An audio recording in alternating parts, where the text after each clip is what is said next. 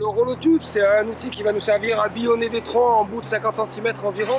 Il a un double intérêt, c'est que là, il fait à peu près l'épaisseur d'un guide, donc il évitera de coincer le guide lorsqu'on fait le trait de coupe. Et ensuite, il est rond, donc il permettra lors de l'éjection du billon de faire rouler le billon et ainsi de faciliter le mouvement. Il est monté sur un enrouleur avec une ficelle, un petit mousqueton, ce qui fait qu'on peut le verrouiller sur différents endroits dans le harnais. Là, on va vous faire voir deux méthodes. Il n'y a pas de préférence pour l'une ni pour l'autre. Ça dépendra vraiment des configurations, donc du penchant du tronc, de l'endroit où on veut jeter les billons, etc. Donc on va simuler une première fois pour bien voir le positionnement du rolotube avec la tronçonneuse. Donc j'ai sorti toute la ficelle disponible, je laisse pendre mon rolotube sur le harnais et je vais positionner ma tronçonneuse. Donc là il y a deux méthodes pour positionner la tronçonneuse. Soit moteur en haut, voilà, donc c'est plus facile de rentrer la tronçonneuse dans le bois, on a une meilleure prise en main. L'autre méthode, c'est moteur en bas. Donc plus difficile de rentrer la tronçonneuse, par contre ça présente l'avantage d'avoir toute l'épaisseur du moteur entre le trait de coupe et son système de sécurité, sa longe et son rappel. Donc on va faire une première simulation, donc je rentre ma tronçonneuse, je coupe. Quand le guide a dépassé la moitié du diamètre du billon, je prends le rolotube et je vais l'insérer dans l'entaille, l'entrée de scie parallèle, voilà, à mon billon. On le décale un petit peu après la moitié du billon.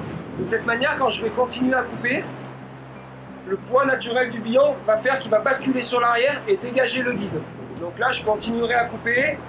Avant de sortir le guide, je mets le frein de chaîne, je range ma tronçonneuse, voilà. Et j'ai plus qu'à me positionner pour pouvoir pousser le billon. Le rolotube va rouler, tomber devant avec le billon et rester suspendu. Donc on a toujours ce principe d'insérer un trait de coupe. Le même principe toujours quand j'arrive à la moitié. Je vais insérer le rolotube dans le trait de coupe, sauf que cette fois, au lieu de l'insérer parallèle, je vais le mettre perpendiculaire à mon guide. Donc la technique, c'est j'enfile le rolotube dans l'entaille, dans le trait de scie, je viens en buter contre le guide et je retire un petit peu, de manière à laisser un jour entre le rolotube et le guide pour pas couper. Je continue à couper.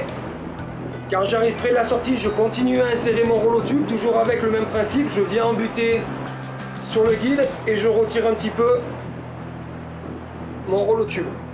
Quand j'arrive à la fin de la coupe, c'est une des grosses différences avec la première méthode. Là, je vais mettre mon frein de chaîne, je vais tirer un peu la tronçonneuse et là, je peux pousser le billon sans avoir à sortir la tronçonneuse et la raccrocher au harnais.